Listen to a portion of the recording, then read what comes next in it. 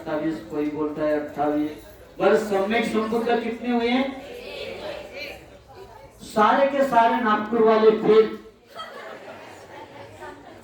तुम कब पास होंगे बाबा साहब के इस नगरी में रह के, धम्मा की नगरी में? हम तो बाहर से आए हुए हैं, लेकिन बाबा साहब के जब नागपुर का नाम आते हैं तो बाबा साहब के धम्म नगरी में रहते हैं और सारे फेल। बाकी के लोग क्या होंगे? सब फेल हो गए। अभी सही बोलो, कितने हो गए?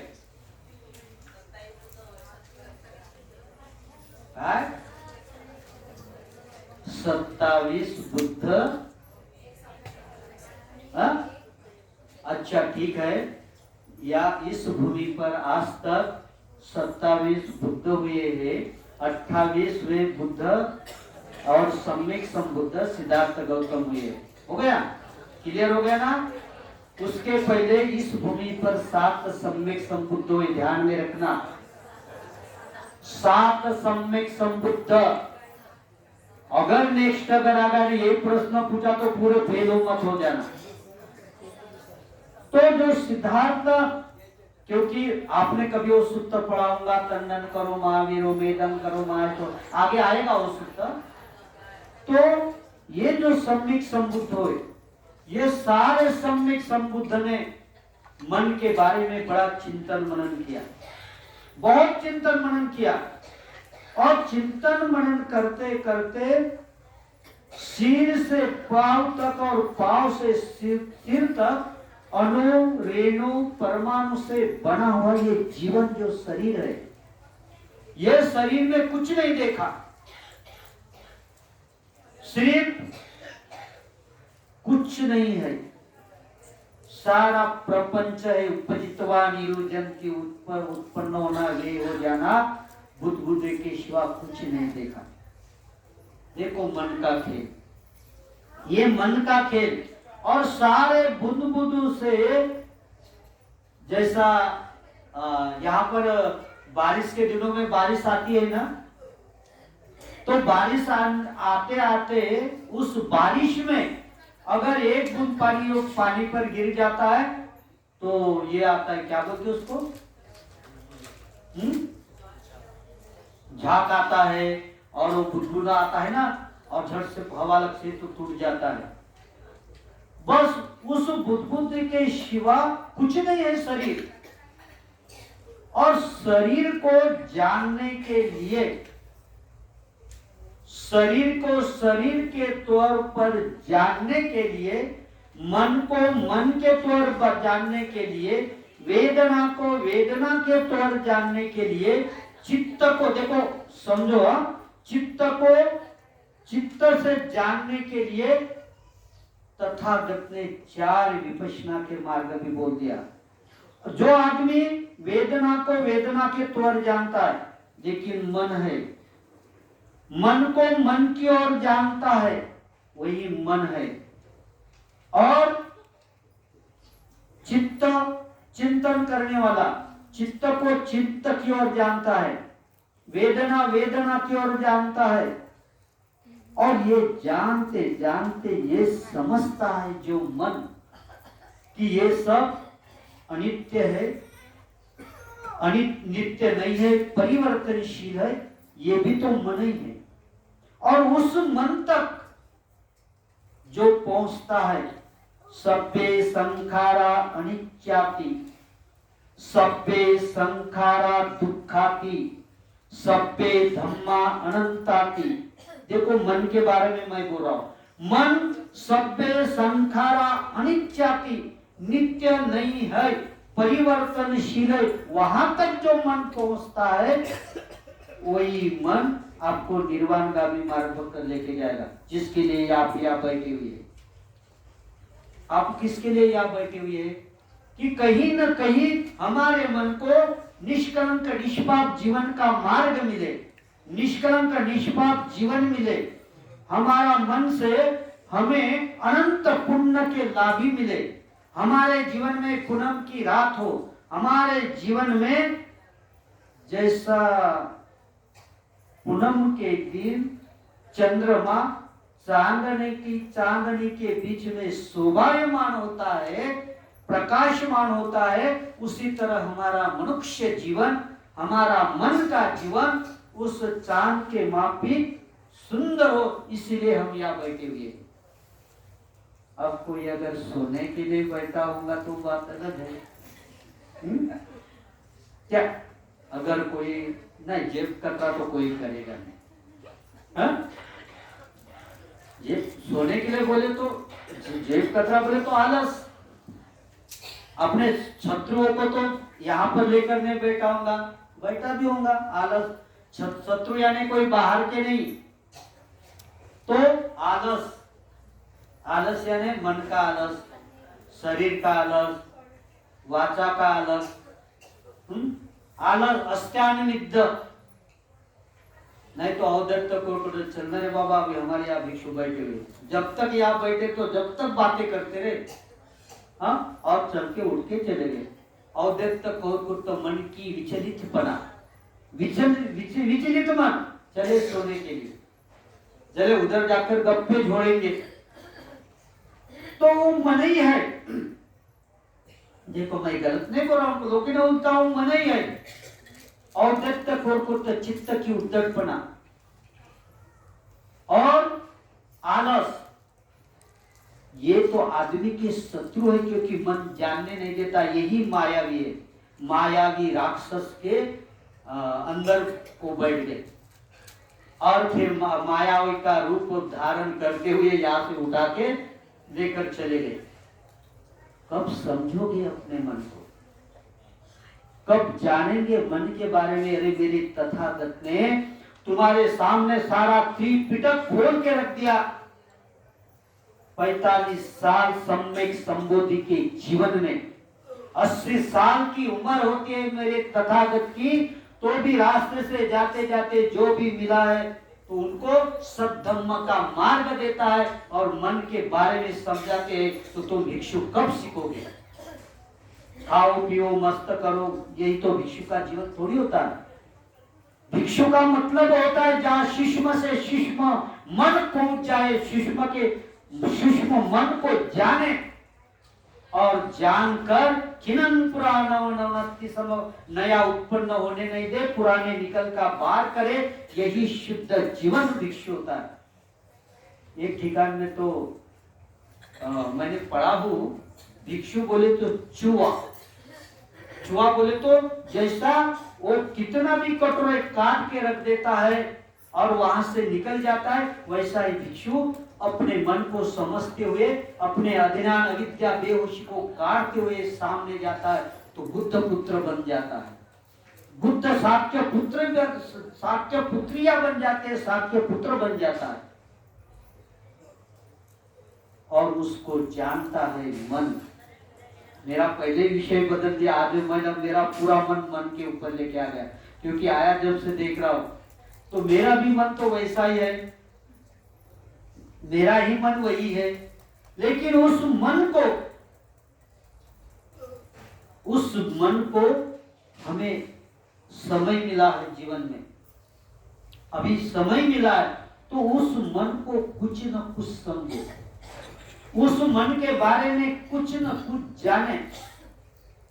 और मन को जानते जानते तथागत ने 3 सत्य को उजागर किया है। कौन से? सभ्य संखारा अनित्याति, अनित्या, सभ्य संखारा दुखाति, सभ्य धम्मा अनंताति, यानी अनित्य है, दुख है।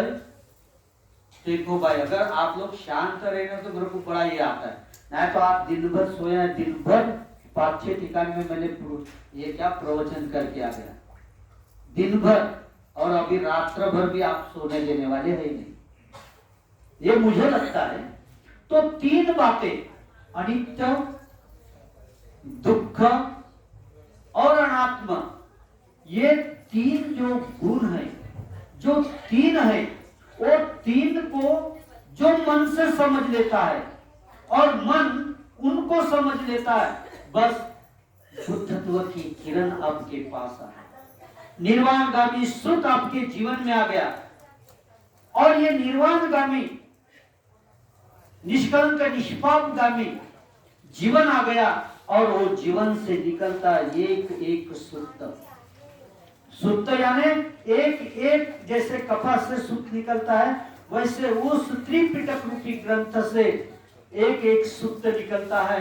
जीवन का दुख मुक्ति का मार्ग, भय मुक्ति का मार्ग, विमुक्तमय जीवन का मार्ग निकलता है, ये सूत्र पिटक। और इसीलिए उस मन को समझने के लिए, जानने के लिए, और वो मन को अगर समझना है तो अनित्य, दुख, अनात्मा, ये तीन गुण है, उसको जानना अनिवार्य है। अगर ये तीन बातों को अगर नहीं जानेगा तो मन आपके अंदर कभी नहीं आएगा। अगर ये इस मन को समझना है, तथागत ने देखो खुले खुले रास्ते बताया, अगर इस मन को समझने का है तो जो शील का है, शीलेन सुगतियन्ति शीलेन भोग संपदा शीलेन निपुणन्ति तस्मा शीलं विशुद्धये, विशुद्ध रूप से शील मार्ग, तो शील, समाधि और प्रज्ञा, ये तीन गुण अगर आप जानते हैं तो आपने मन को समझ लिया। अगर ये तीन गुण आप जानते नहीं तो मन को कभी समझ नहीं पाएंगे। और मन को अगर समझना है तो काम तृष्णा, विभव तृष्णा, काम तृष्णा, भव तृष्णा, विभव तृष्णा, ये तीन बातों को जानेंगे तो मन समझेगा, नहीं तो मन कहीं नहीं समझेगा। यानी मन को समझने के भी रास्ते तथागत ने एक एक रास्ते बता दिए। जैसा आप लोगों ने पूनम के अवसर पर शील लिए है ना, आज शील लिए है ना, कितने शील लिए? कितने? 8। अच्छा, तो 7वां शील कौन सा है?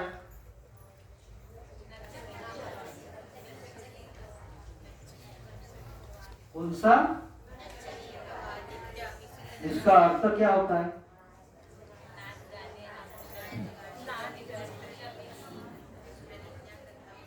नच्चगितवादित विश्वकदस्तन माला गंध विलेपन धारण मंडन विभूषण ठाना वेरमणि सिक्का पदल। मन को समझाना है। मन आपको उधर लेके जाएगा। अरे भाई, यहाँ पर तो सफेद वस्त्रधारी उपासक उपासिका बैठी हुई है, इतने सारे हमारे आर्या जी भिक्षु भिक्षुनियां बैठे हुए हैं, तो मन को समझाओगे ना। आज क्या नहीं करना है मन ने? मन ने सोना नहीं, नाच गाना तमाशा नहीं करना है, ये मन को समझाना है। अगर मन को समझाओगे तो मन वैसा समझेगा, नहीं तो यहाँ बैठे बैठे चलो जाने दो, गुनगुनाते दो, नाच गाना तमाशा। यार मन को अगर समझाना है, नहीं तो मन उसको समझाएगा। मन समझाने के लिए, क्योंकि मन हमेशा अच्छाई के और आने के लिए आगे पीछे सोचता है, नहीं आगे पीछे नहीं सोचता। क्या आज कल्पतरु बुद्ध विहार में भंते जी के मार्गदर्शन में उनके व्यवस्था में महापरिक्रम देशना हो रही है। चल सके चल भाई, चल सहेली, कितने सारे आ गए। और यहाँ पर कव्वाली का प्रोग्राम रखते तो आप ही सोचो।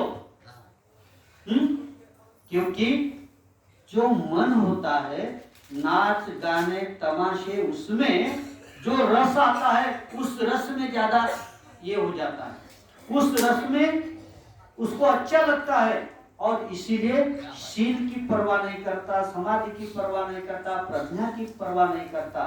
और इसीलिए वो जो मन होता है, मन अगर तीन बातों को, जो मैंने कहा कि अनित्य, दुख, अनात्मा, ये तीन बातों को अगर आप समझ लेते हैं तो आपका मन आपके अंदर आ जाता है, आपके पास आ जाता है, आपके जीवन के पास आ जाता है और मन फिर खोज करता है, मन खोज करता है। जैसा आपने कभी अपना एक मुहारा सुने हो गया कि लोहा लोहे को काटता है। सुने हैं ना आप लोग?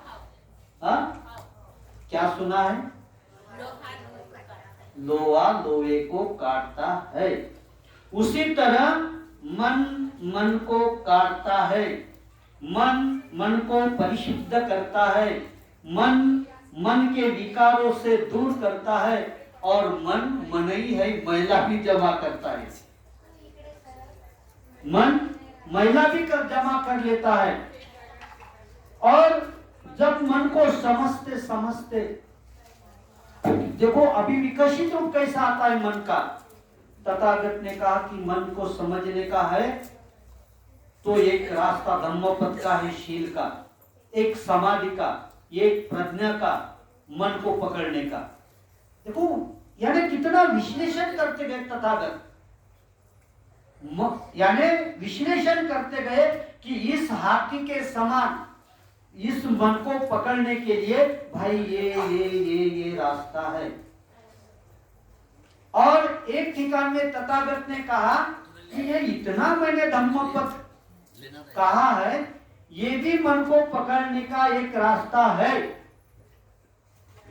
और भी आपने यहाँ पर बहुत सारे फल रखे हैं, पुष्प रखे हैं, माला रखे हैं। बाहर देखा तो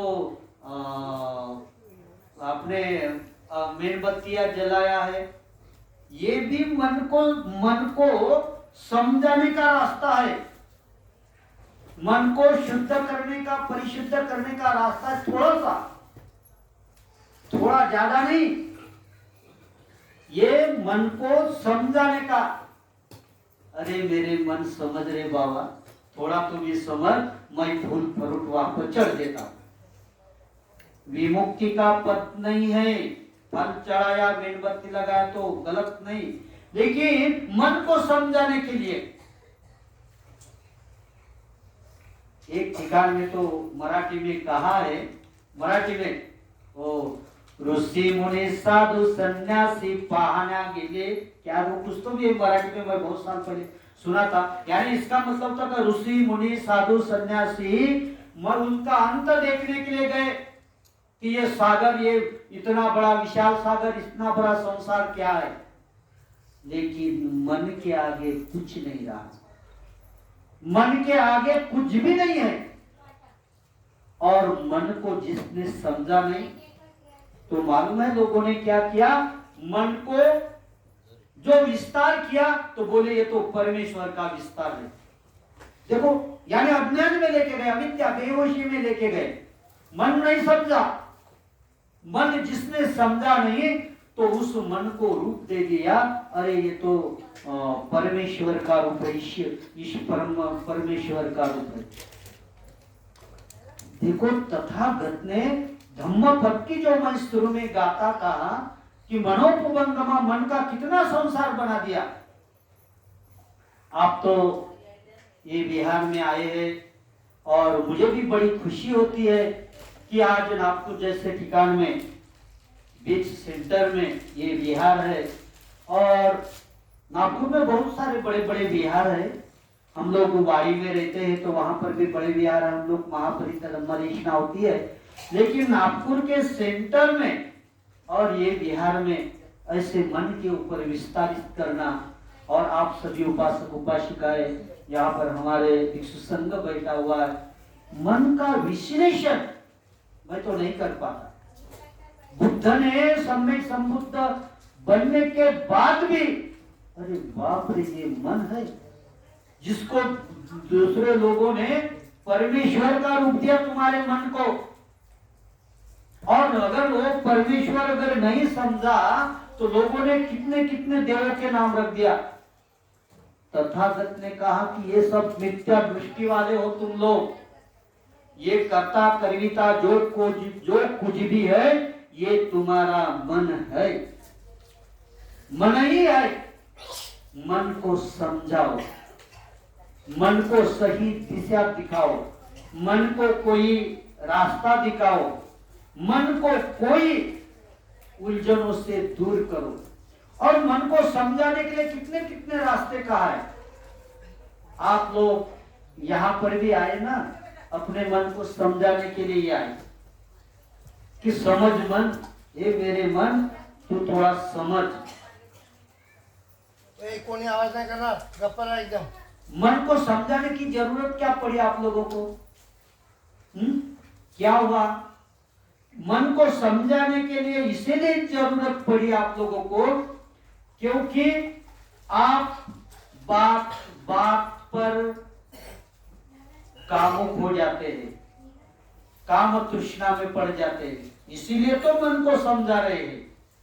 बात बात में भव तृष्णा में, भव यानी अरे मैं हूं ना, मेरी जैसी कोई है, मैं हूं, ये तो सारा संसार दिखता है तो मेरे से शुरू होता है, और ये बाकी सारा संसार जो दिख रहा है मैंने बताया ये मेरा है।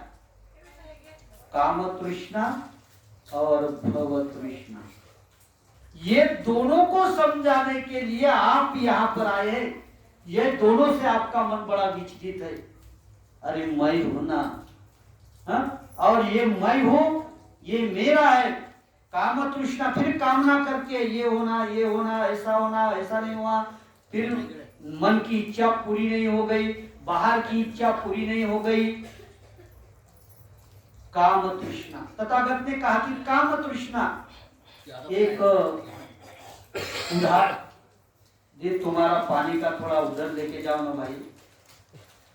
मैं पानी बोलूंगा। काम तृष्णा यानी किस तरह कामना करती है। एक कामना हो गई, दूसरी हो गई, तीसरी हो गई, ये तो मन है। वो काम तृष्णा, भव तृष्णा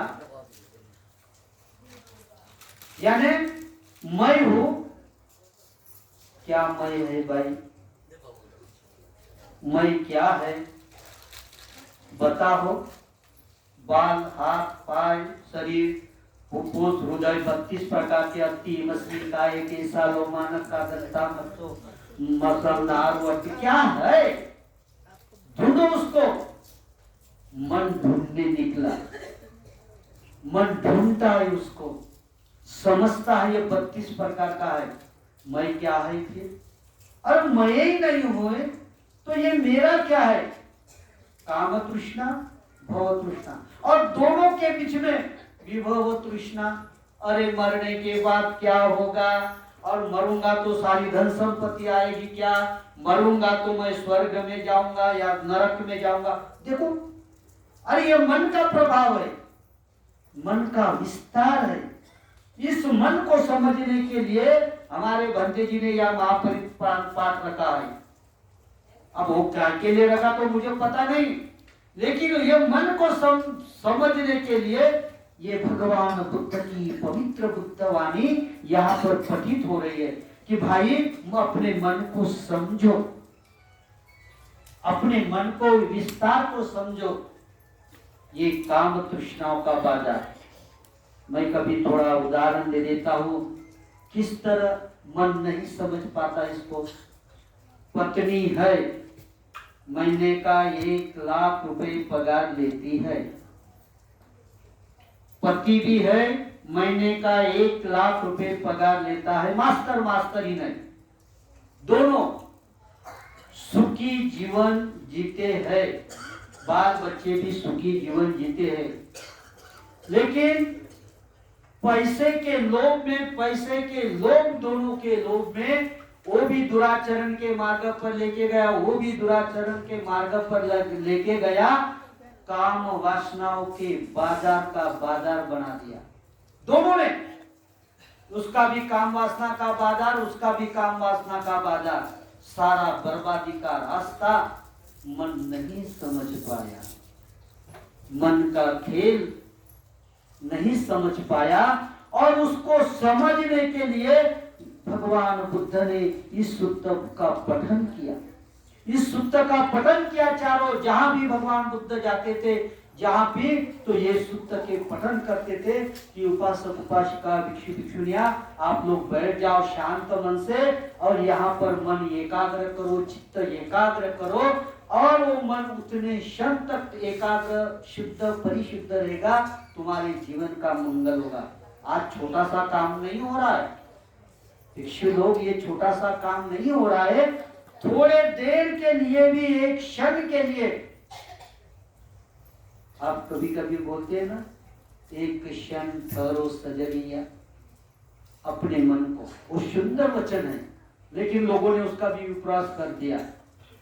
हाँ, थोड़ा देर ठहरो सजनिया, सजन शुद्ध होने वाले मन के बारे में, तो थोड़ा देर ठहरो, चित्त मेरे मन को उलझन में लेके जाओ, मैं शांत मन से अपने जीवन को देखते देखते हुए अनित्य को जानना चाहता हूँ, मैं दुख के बोध को जानना चाहता हूँ, मैं अनात्मा के बोध को जानना चाहता हूँ। क्षण भर ठहरो सजनिया, लेकिन वो सजनी भी नहीं ठहरने देती, काम वासना के खेल में लेके जाती है, विभव तृष्णा में, काम वासना भव तृष्णा में लेके जाती है। और फिर अगर वहां पर भी नहीं मानता मन तो विभव तृष्णा में लेके जाता, मरने के बाद मेरा क्या होगा, तेरे क्या होगा, तेरे धन संपत्ति का होगा, तेरे जीवन का क्या होगा, वहां तक ये मन जाता है। मन समझाने के लिए ही, मन को आकलन करने के लिए, मन की दशा सुधारने के लिए, अच्छा करने के लिए आप यहाँ पर इकट्ठा हुए हैं, आप समझ रहे हैं ये महान पुण्य है। किसी को मन को सुधारने के लिए, मन को परम परिशुद्धता के मार्ग पर लेके जाने के लिए ये करना, ये महान पुण्य होता है। ये छोटा पुण्य नहीं। राजे महाराजे आए, पूरी धन संपत्तियां लुटा देती, ये सारी धन संपत्ति दे देता हूँ। बिंबिसार जैसा राजा बोलता है कि आधा राज्य दे देता हूँ, आप जाओ मत। लेकिन मन का क्या, उस मन का क्या करोगे तो जो तुम्हारे पास है और नहीं भी है। मन का क्या करोगे, वो अनंत धन संपत्ति लेकर चलता है विमुक्त की, लेकिन उसको समझे ही नहीं, उस मन को जाने ही नहीं है। और वो मन को समझने के लिए आए हुए श्रद्धावान उपासक उपासिकाएं, मेरी पहला मंगल मैत्री आप सभी के प्रति कि करीब करीब क्षण के लिए भी आप अपने मन को समझने के लिए आए। देवों के लिए समझ जाते आप लोग, भगवानों को भी समझ जाते कि एक एक भगवान दो दो ठिकान में सोने चांदी गहने लेकर बैठा हुआ, वो समझ जाएंगे। लेकिन मन को कब समझोगे? और मन को समझने के लिए तथागत ने त्रिपिटक रूपी धम्मोपदेश खड़ा किया है। शुद्ध पिटक रूपी, ये जो शुद्ध पिटक रूपी महाप्रसाद आपके जीवन में दिया है कि भिक्षुओं उपासक उपासिकाएं एक ठिकान में आकर बैठ के उसका पठन करो, उसका चिंतन मनन करो अपने चित्त से, और भव सागर पार हो जाओ। भव सागर, भव सागर यानी काम तृष्णा भव, काम भव, उससे पार हो जाओ, शुद्ध हो जाओ, प्रबुद्ध हो जाओ, विमुक्त हो जाओ। और ऐसे मुक्त में जीवन के लिए तथागत ने जिन सूत्र का पठन किया है, उस सूत्र से आप सभी का कल्याण हो, मंगल हो, जय मंगल हो। साधु साधु साधु साधु साधु।